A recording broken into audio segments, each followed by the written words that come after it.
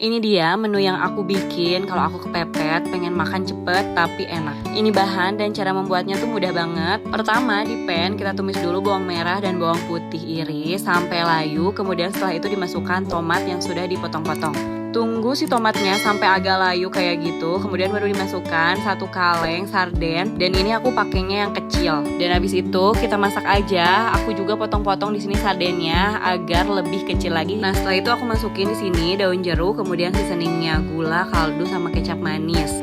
Dan udah, setelah itu kita aduk rata saja, kemudian kita masak. Dan di sini jangan lupa dikoreksi rasa biar rasanya sudah enak dan udah pas. Aku tinggal diceplokin aja di sini 2 telur, kemudian sedikit diaduk-aduk seperti ini dan kita tutup sampai telur matang dan airnya agak menyusut sedikit. Terakhir aku taburi di sini irisan cabai yang agak banyak dan udah deh, ini jadi satset banget kan, tapi ini rasanya enak dijamin. Ini dimakan sama nasi anget, wah ini enak banget pokoknya, tapi jangan keseringan ya karena ini makanan kaleng. Jadi selamat mencoba, bye bye.